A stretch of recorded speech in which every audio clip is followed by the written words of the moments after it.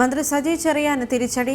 ഭരണഘടനയെ അവഹേളിച്ച് മന്ത്രി നടത്തിയ പ്രസംഗത്തിൽ തുടരന്വേഷണത്തിന് ഹൈക്കോടതി ഉത്തരവ്. സംസ്ഥാന ക്രൈംബ്രാഞ്ചിലെ ഉന്നത ഉദ്യോഗസ്ഥന് അന്വേഷണം നടത്തണം. സജി ചെറിയാനെ അനുകൂലിച്ച് പോലീസ് നൽകിയ റഫർ റിപ്പോർട്ട് അംഗീകരിച്ച മജിസ്ട്രേറ്റ് കോടതി നടപടിയും ഹൈക്കോടതി റദ്ദാക്കി.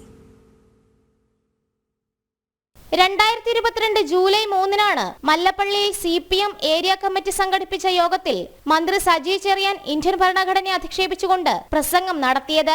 സജി ചെറിയാന്റെ അധിക്ഷേപകരമായ പരാമർശങ്ങൾ ഇങ്ങനെ: ഈ രാജ്യത്ത് ഏറ്റവും കൊള്ളയടിക്കാൻ പറ്റിയ ഏറ്റവും മനോഹരമായ ഒരു ഭരണഘടന ഇന്ത്യയിൽ വെച്ചിട്ടുണ്ട്.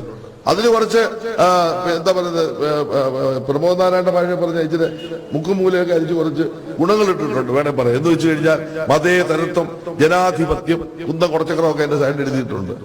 മന്ത്രി സജി ചെറിയാൻ ഭരണഘടനയെ അധിക്ഷേപിച്ച സംഭവത്തിൽ തുടരന്വേഷണം വേണമെന്നാണ് നിലവിൽ ഹൈക്കോടതിയുടെ ഉത്തരവ്.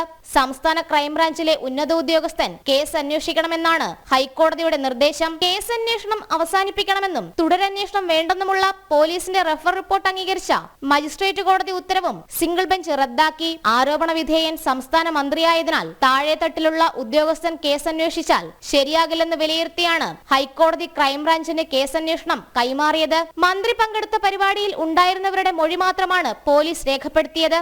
ഭൂരിഭാഗവും പാർട്ടി പ്രവർത്തകരായതിനാൽ പക്ഷപാതപരമായ മൊഴിയാകും ലഭിച്ചിട്ടുണ്ടാവുക. ഭരണഘടനയെ അപമാനിക്കുന്ന പ്രസംഗം മന്ത്രി നടത്തിയിട്ടില്ല എന്ന അന്വേഷണ ഉദ്യോഗസ്ഥന്റെ നിലപാട് ശരിയല്ല.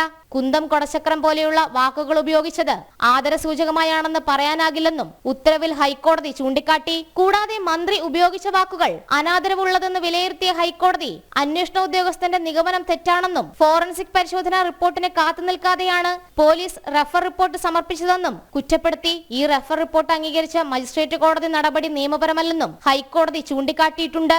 ജനം, കൊച്ചി.